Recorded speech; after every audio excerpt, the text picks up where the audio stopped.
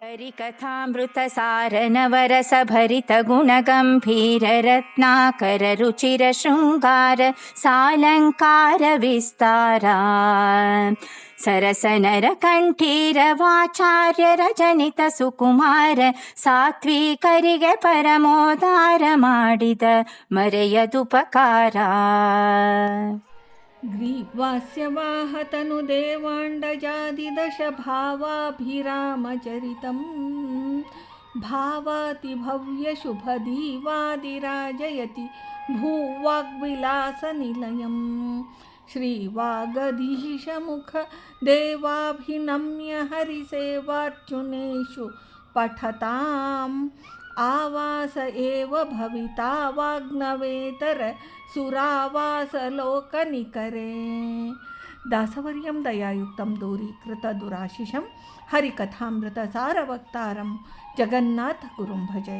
ಶ್ರೀ ಹರಿಕಥಾಮೃತ ಸಾರ ಫಲಸ್ತುತಿ ಸಂಧಿ ಪದ್ಯ 14. ಹರಿಕಥಾಮೃತ ಸಾರ ನವರಸ ಭರಿತ ಬಹು ಗಂಭೀರ ರತ್ನಾಕರ ಎಂಬ ಪದ್ಯದ ಮೂಲಕ ಶ್ರೀ ಶ್ರೀದ ವಿಠ್ಠಲರು ಶ್ರೀಮದ್ ಹರಿಕಥಾಮೃತ ಸಾರದ ಸೊಬಗು ಮತ್ತು ವೈಶಿಷ್ಟ್ಯಗಳನ್ನು ಸುರಸೋಪೇತವಾಗಿ ಹೇಳ್ತಾರೆ. ಫಲಸ್ತುತಿಕಾರರು ಈ ವಿಷಯವನ್ನು ತಿಳಿಸಿದ್ದಾರೆ.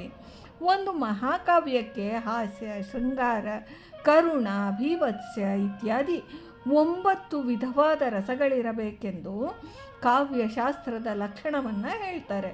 ಶ್ರೀಮದ್ ಹರಿಕಥಾಮೃತ ಸಾರವೆಂಬ ಮಹಾಕಾವ್ಯದಲ್ಲಿ ಭಕ್ತಿ ರಸವು ಅತ್ಯಂತ ಪ್ರಧಾನವಾಗಿದೆ.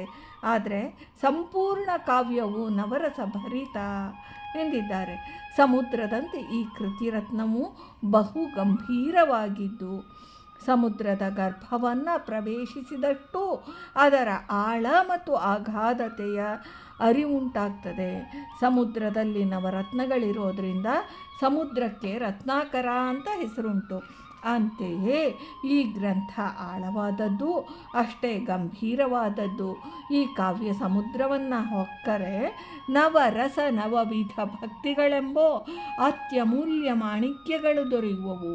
ಕಾವ್ಯದ ವೈಶಾಲ್ಯ ಆಳಗಳನ್ನು ಸಮುದ್ರಕ್ಕೆ ಹೋಲಿಸಿದ್ದಾರೆ. ಆದ್ದರಿಂದ ಬಹುಗಂಭೀರ ರತ್ನಾಕರ ಎಂದಿದ್ದಾರೆ. ಭಕ್ತಿ ಪ್ರಧಾನವಾದ ಕಾವ್ಯವಾಗಿರೋದ್ರಿಂದ ರುಚಿಕರವೆನಿಸಿದೆ. ಶೃಂಗಾರಾದಿ ಅಲಂಕಾರಗಳಿಂದ ಭೂಷಿತವಾಗಿದೆ. ಭಗವನ್ ಮಹಾತ್ಮದಿಂದ ಗಂಭೀರವಾಗಿದೆ. ಶ್ರೀ ಪರಮಾತ್ಮನ ವಿಷಯಕವಾದ ಭಕ್ತಿ ರಸವೆಂಬ ಪ್ರೇಮದಿಂದ ಯುಕ್ತವಾಗಿರುವುದರಿಂದ ಶೃಂಗಾರವಾಗಿದೆ. ನಾನಾ ಪ್ರಕಾರವಾದ ತತ್ವಾರ್ಥ ಪ್ರಮೇಯಗಳು ಒಂದೇ ಎಡೆಯಲ್ಲಿ ಸಂಗ್ರಹಿತವಾಗಿರೋದ್ರಿಂದ ವಿಸ್ತಾರವಾಗಿದೆ. ಶ್ರೀ ಜಗನ್ನಾಥದಾಸವರ್ಯರ ತಂದೆ ಮಾನವೀಯ ನರಸಿಂಹಾಚಾರ್ಯರು ಎಂಬುವರು. ಇದರಿಂದ ಸರಸನರ ಕಂಠೀರವಾಚಾರ್ಯರ ಜನಿತ ಸುಕುಮಾರ ಎಂದಿದ್ದಾರೆ.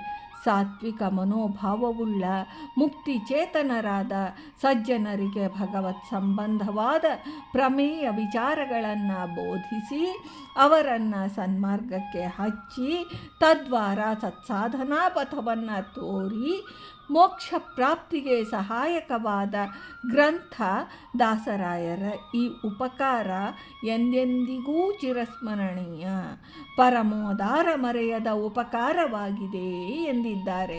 ಭಾರತೀ ರಮಣ ಮುಖ್ಯ ಪ್ರಾಣಾಂತರ್ಗತ ವೃಂದಾವನ ವಿಹಾರಿ ಶ್ರೀಕೃಷ್ಣಾರ್ಪಣಮಸ್ತು.